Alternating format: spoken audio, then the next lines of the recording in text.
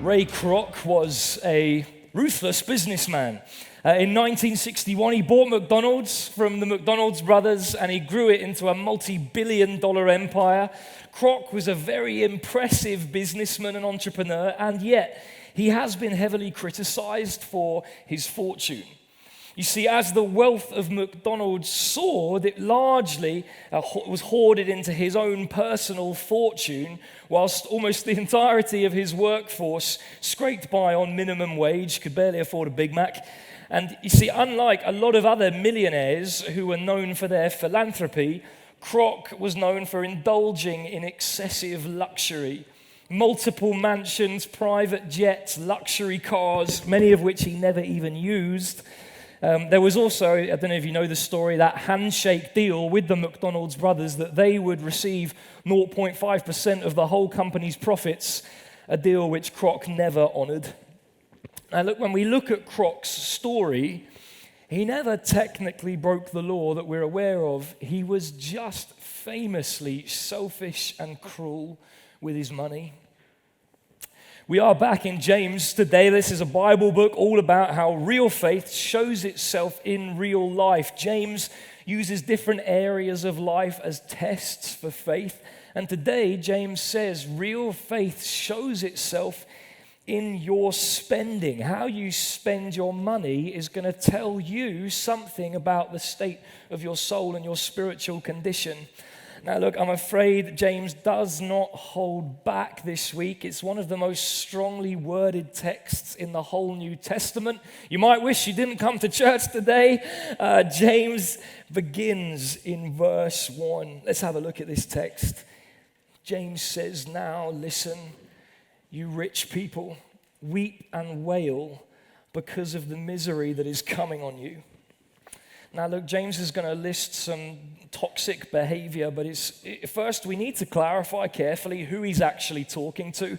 Rich is a pretty relative term, isn't it? We're all richer than some people and poorer than others. Guess how much you have to earn to be in the top 1% of the wealthiest people on the planet? £30,000 a year. That's going to put you in the top 1% of wealthiest people on the planet. Now look, I know wealth is a bit more complicated than that because where people earn more, things cost more. But it is hard to argue that we're not some of the richest people to ever live on this planet. And you know, James, he was calling out rich people back in his day. This was a day before kind of global stock markets took over. And so I guess he was talking to the generally rich, people that had some form of expendable income. I imagine James had a lot of people like us in mind. By the way, the rich are not a static group either. Many of you probably know the statistic that in the Western world, the top 10% take 50% of all of the wealth. Have you heard that before? I wonder if you know this, though, that 50% of us all become that 10% at some point in our life, usually towards the end of our career. And so that top 10%, it isn't a static group of the rich up there. Actually, half of us become that top 10% at some point in our life.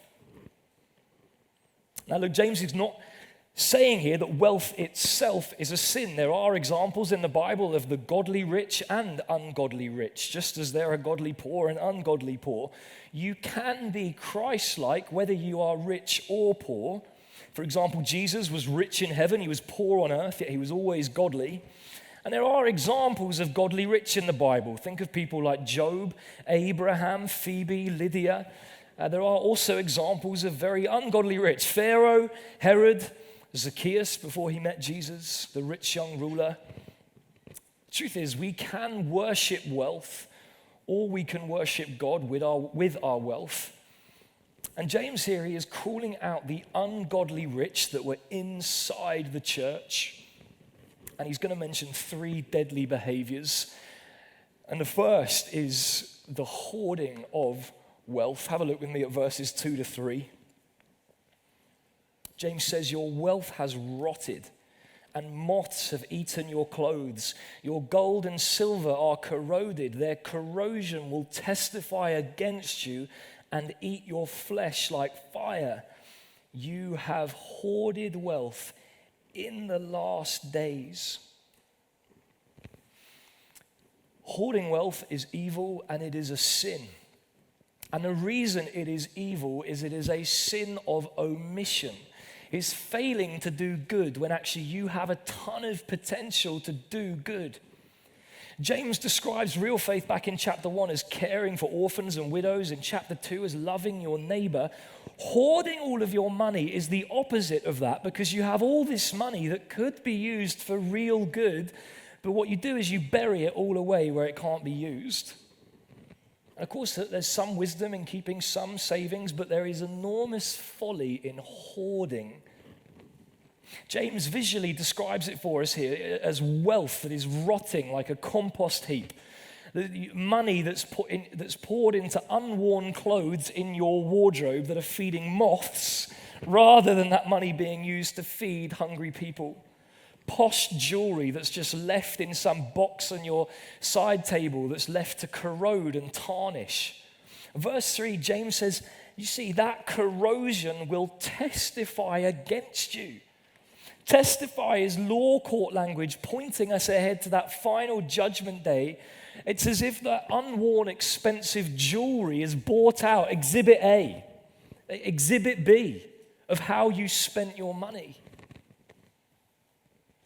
The first thing James condemns here is hoarding, but the second thing is exploiting. In verse 4, look at verse 4. He says, look, the wages you failed to pay the workers who mowed your fields are crying out against you. The cries of the harvesters have reached the ears of the Lord Almighty. You see, a bit like Ray Kroc, leaders, managers can be unjust in how they distribute wealth in their own business. You know, you get those at the bottom who do 90% of the work, but those at the top get 90% of the prize. And you know, we're just completely blind to this nowadays because it has become so standard. It's just how we think it works. The people at the top take all the money. It's just really not difficult for me to find examples of this. It's become standard practice in many industries. Amazon, Walmart, Boohoo, Every, Uber, they're all companies that have recently exploded with extremely wealthy people at the top, and yet they've all faced allegations of employees that are working more than 12-hour shifts on less than minimum wage. Sports Direct recently were caught fining employees for showing up just minutes late at the start of the day, and yet never once paying them any overtime at the end of the day. You know, the NIV here, it actually translates this far more gently than the original Greek. That word in verse 4, translated failed to pay, is actually aposterio in Greek. It means defraud, cheat, steal, exploit. God says, look, just not this unfair distribution of wealth is not paying fair wages. It's not just how it is. That's a form of theft. Now, even if you're not an employer today, you think you're off the hook. We can be involved in this. You see, as consumers, we can still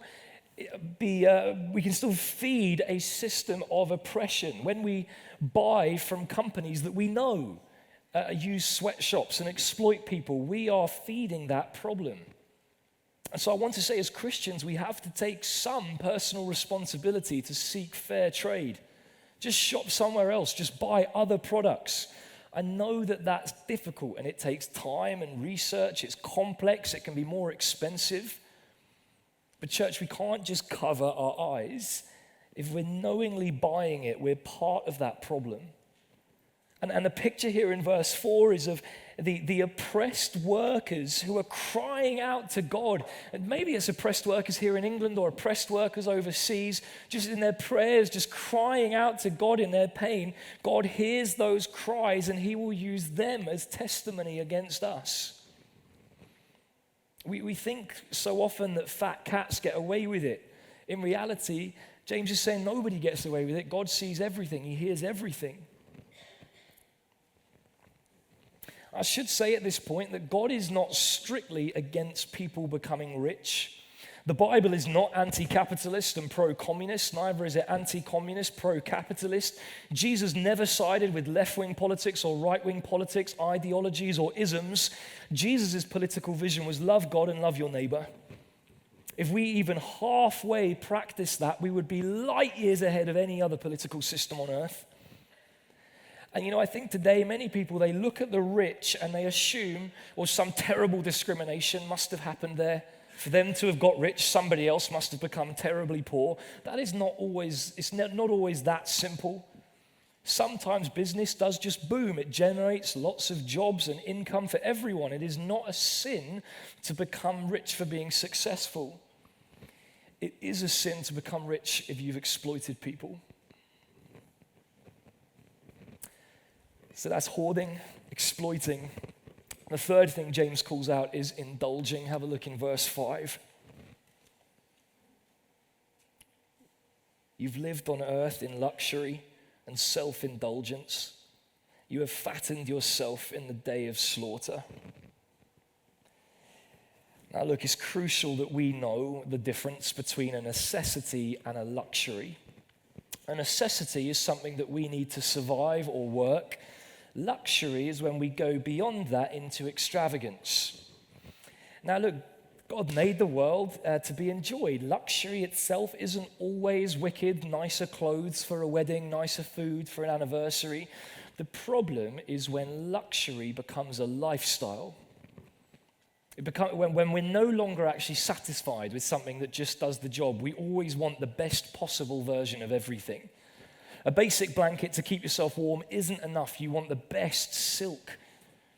Or a £15 watch that tells the time perfectly well, that won't do anymore. You want some Swiss bloke's name on it for thousands of pounds. James warns here of a life without self-denial.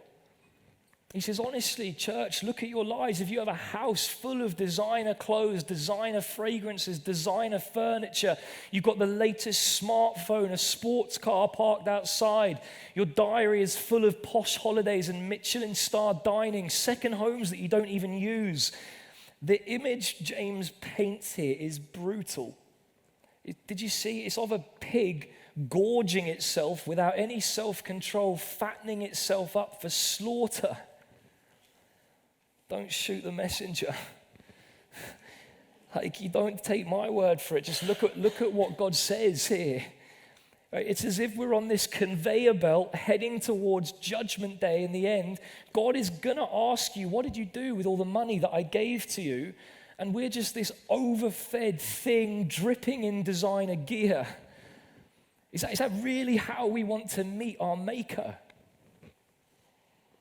I wish I could tone down the words here and make this a little bit easier on the ears. This is probably some of the strongest language in the whole book, the whole New Testament. It says in verse 1, the rich should weep and wail.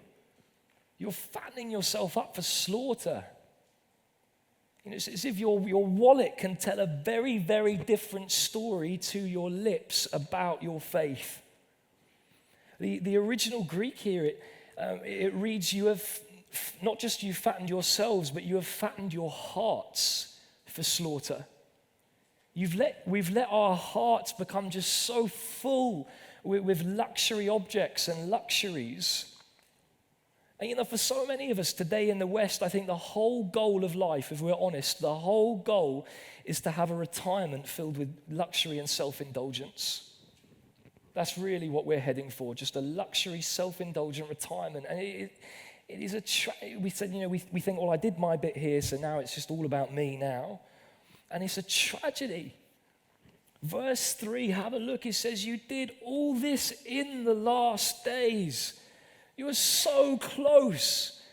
Right when Jesus was about to come back and eternity was about to break in, you were just hoarding and exploiting and indulging yourself, fattening yourself up in the last days. James includes this curious verse in verse 6. Have a look. He says, you have condemned and murdered the innocent one who was not opposing you. It took me a while to wrap my head around this verse. I thought, well, maybe this is linking back to those people we've exploited, but we can't help but hear Jesus in our ears at this point, right? The innocent one who you murdered. It's a bit like this, just like Judas, right? Judas spent his whole life living with Jesus. And then in the final moments, he sold Jesus for money. In the same way, we can live our life in church and following Jesus, and then we just trade him in for luxury and comfort in the last days. We end up aligning ourselves with Judas.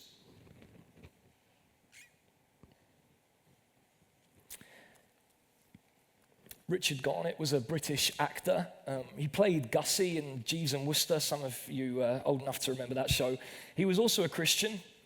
He taught me communication at Bible college. I know one or two in the congregation know him. Sadly, Richard died last year from cancer. And in one of his last talks, he reflected very honestly about his own relationship with money.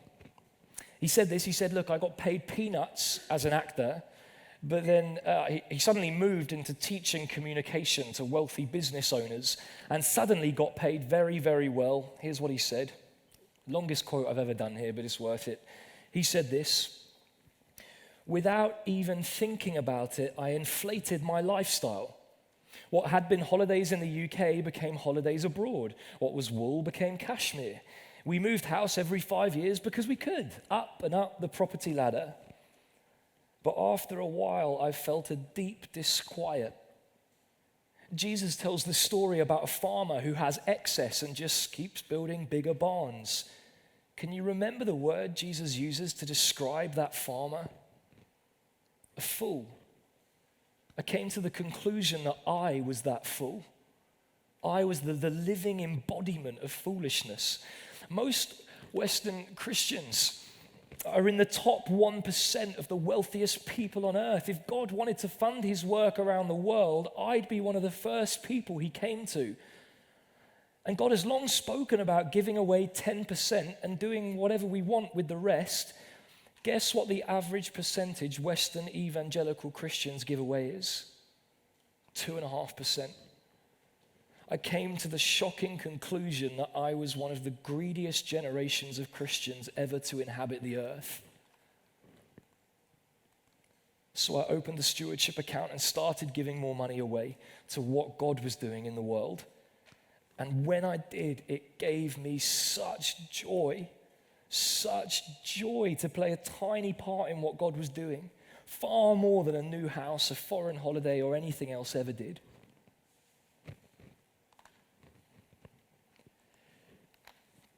You see, real faith shows itself in our spending. And the real problem, if we try and just scratch a little deeper here, is that the real problem with the rich who hoard and exploit and indulge is that they are living in the wrong story. You see, if you live in the story that says, well, look, YOLO, you only live once, money equals happiness, and when you're dead, that kind of story is going to form you into a certain kind of person who hoards, exploits, and indulges.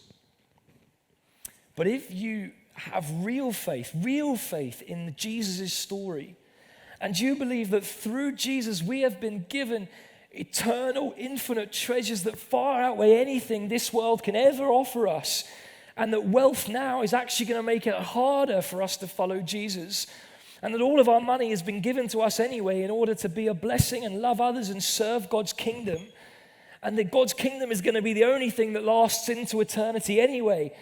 If I live in that story, that is going to shape me into a very different kind of person. A person who lives simply and generously. You see, the story that you live in is the story that you'll live out. Just imagine for a moment, let's get in our time machine and travel back to 1994. Imagine you bumped into a young guy called Jeff Bezos, and he says, I've got this great idea for a company I'm thinking of starting. It's called Amazon. I'm going to sell stuff online. And he says, look, if you want to give to it, I'll give you a load of shares in the company.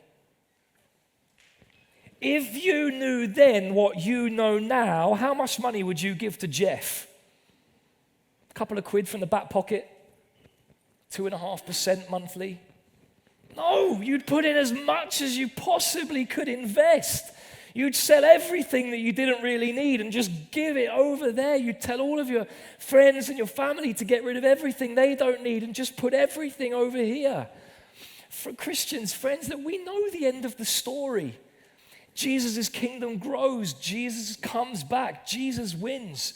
It is the only investment on earth with guaranteed returns. We should be putting everything on Jesus, shouldn't we?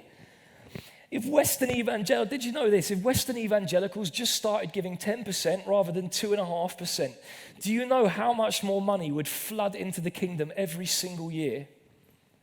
100 billion pounds.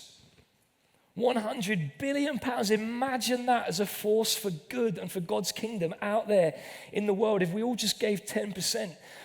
I looked into all of this. That would create 10 million more full-time gospel workers out there in the world. It could build 200,000 new church buildings out there. We could translate the Bible into every language on planet Earth in just 1 year. Imagine what God could do through Mission Essex in our lifetime if we all just got behind it. James is saying, church, these are the last days. Do you realize where you are on the timeline here? These are the final days before Jesus returns. These are not the days to hoard and indulge. These are the last days for sacrifice and mission. The rest, the reward is coming. And so in verse 7 to 11, James calls us to patience. Have a look with me at those verses again and just listen out for the repeated idea of patience. Verse 7, be patient then, brothers and sisters, until the Lord's coming.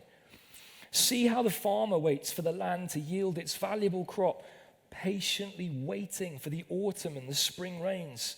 You too be patient and stand firm, because the Lord's coming is near.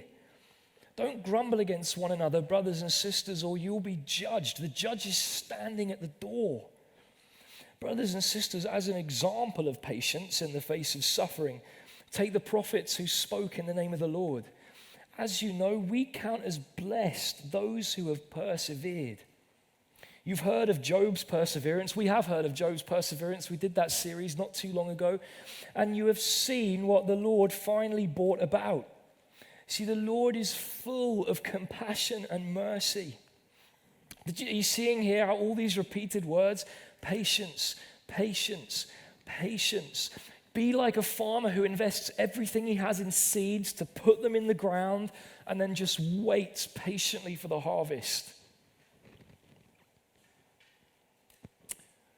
What would this kind of life look like? Well, let me end with a story of John Laing.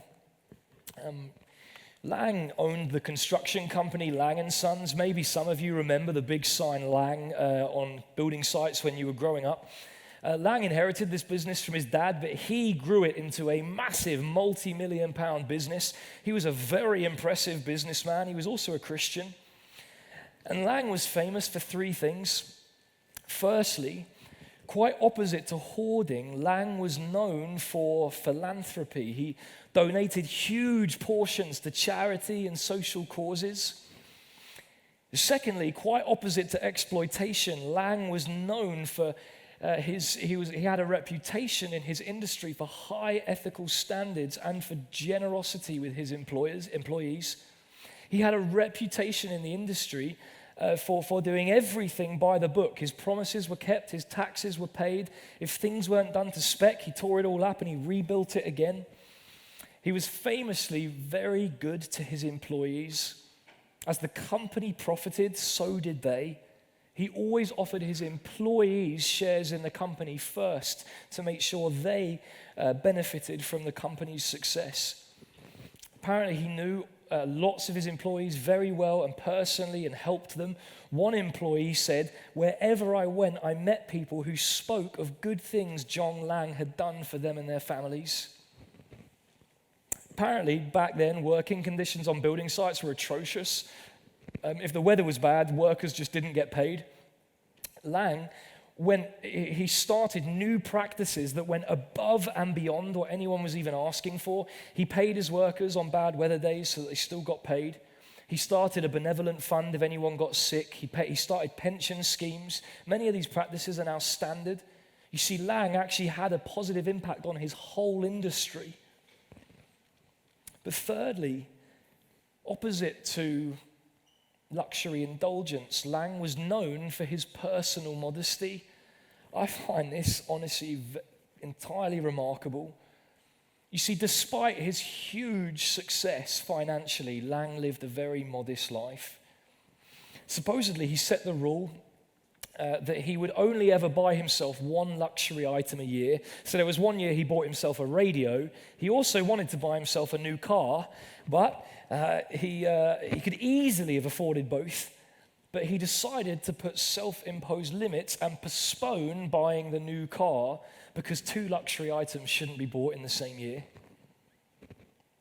Another story, Laing apparently inherited a very large house from his parents, but he decided it was taking far too much time and money to maintain. That wasn't in step with his ideals, and so what he did was he built a smaller house beside it. He then moved in and sold the old place and gave the money away. I think most remarkable was Laing's giving. As a younger man at the start of his career in his 20s, Laing wrote himself a commitment. He worked out roughly that he needed about £500 a year to live on, different times, about £500 a year to live on. And that bought everything that he needed. He also wanted to save a little bit. So what he did was he wrote down a list of all possible future salaries that he might earn. And then what he did was he wrote, if I earn £2,000 a year, I'll live on 500, I'll save 500, and I'll give 1,000. And what he did was, as the salary went up, the living figure stayed exactly the same, the giving figure went up and up. In his career, he gave away enormous amounts to different charities, helping the vulnerable in society. He gave huge amounts to the early version of UCCF, supporting student Christian unions. He gave huge amounts to Bible colleges, supporting people going into ministry, Tyndale House. This is cool. He built Coventry Cathedral. And then what he did was, right when the project was finished, they gave him all the money for it, and then he gave it all back and just gave it all to the cathedral. Apparently, he used his business to build dozens of church buildings at cost price. Laing presided over a multi-million-pound company. Get this, when he died, his estate was valued at £371. A biographer called Roy Code wrote this. He said, the man who'd handled millions had given them all away. You see, Laing was able to do this because he had been completely captured by a better story. He knew that his real inheritance was with Christ in eternity. And he knew, verse 8, that the Lord's coming was near. And so he just used what he had now for Christ. Mike McKinley, that punk rocker who turned into a pastor, do you remember I quoted him a couple of weeks back? He said this, he said, no one in Jesus' service ever gives more to him than they get from him. Let me pray. Let's pray.